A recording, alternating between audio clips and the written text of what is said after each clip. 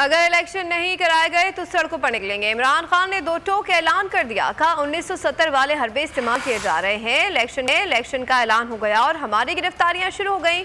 अवाम से खौफजदा हुक्मरान आमदियत कायम करके इक़्तिदार में रहना चाहते हैं। कौम मेरे साथ है, इसीलिए मुझे हटाने के लिए कत्ल के दो मंसूबे बनाए गए। पहले सलमान तासिर की तरह कत्ल कराने की कोशिश की गई, बाद में मुर्तज़ा भुट्टो की तरह मेरे घर पर हमला कराया गया। का इलेक्शन मैंडेटरी मांगना, मुल्क टूट के वही हर फिर इस्तेमाल किए जा रहे हैं। एक तरफ इलेक्शन अनाउंस हुआ, एक तरफ वर्कर्स को पकड़ के जेलों में डाल रहे हैं। कौम अदलिया के साथ खड़ी है, क्योंकि अगर आइन गया तो कौम खत्म। मेरी कौम तैयार हो जाए, उन्हें इलेक्शन नहीं करवाने, हमें सड़कों पर निकलना पड़ेगा। कोशिश ये थी, पहले से प्लान बना हुआ था कि मुझे रिप्लेस करना था शहबाज शरीफ से। ये पहले से साजिश थी और इसके अंदर फिर बाकी सारे मिलते गए। ये सारे PDM के लोग, ये सब शामिल थे। बात एक बंद कमरे में थोड़े से लोगों ने मिल के फैसला करके आज जिधर पाकिस्तान को पहुँचा दिया। आए थे सिर्फ एक मकसद के लिए, अपने करप्शन केसेस ख़त्म कर, FIA का इदारा ख़त्म किया, अपने आप को बचाने के लिए 16 अरब केसेस के और अपना आदमी और विक्टिमाइजेशन।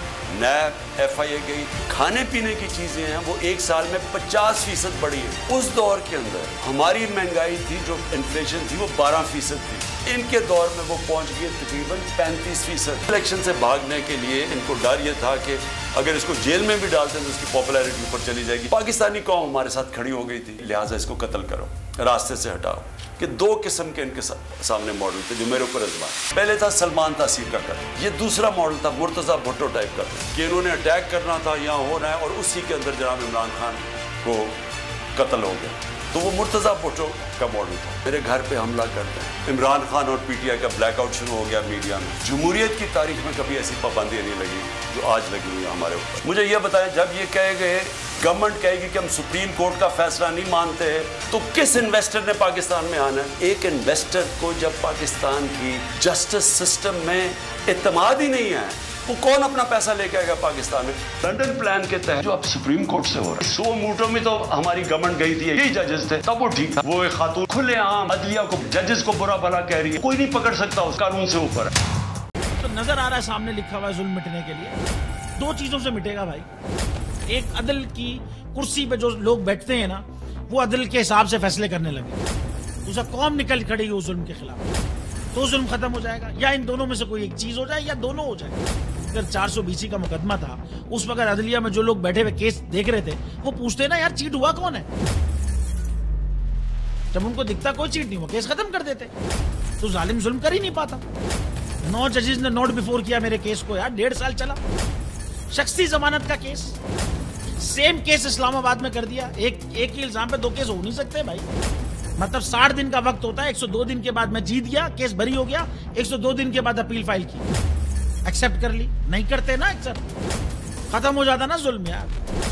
भरी अदालत में मुझे बरी कर दिया, फिर पता नहीं क्या हुआ, 2.5 घंटे बाद का नोट बिफोर, मैं नहीं सुनता ये केस। खड़े रहते अपने फैसले पे, मिट जाता जुल्म। अल्लाह ताला ने बिठाया इन कुर्सियों पे इनको यार, ये अल्लाह ताला की तरफ से फैसले करने हैं। तो या तो ये फैसले आएंगे, जुल्म मिट जाएगा, या कौम खड़ी हो जाएगी जुल्म के खिलाफ। सुप्रीम कोर्ट के मंसूर अली शाह साहब जस्टिस एक ऑर्डर पास किया उनकी बेंच ने, और उस ऑर्डर के अंदर उन्होंने बड़ा क्लियर बता दिया कि जी बरियत की जो दरखास्तें हैं वो कब कब लगेंगी।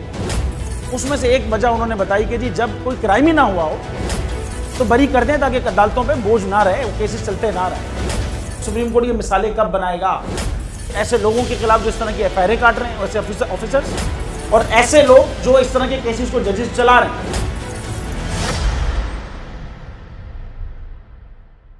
रहमत का महीना आ गया है, बख्शिश का सफीना आ गया, होगी मुलाकात उलमाए दीन से, जो देंगे इत्तेहादे बैनुल मसालिकीन का दर्स। जिक्र होगा अंबियाए कराम, रमजान की स्पेशल ट्रांसमिशन रमजान में।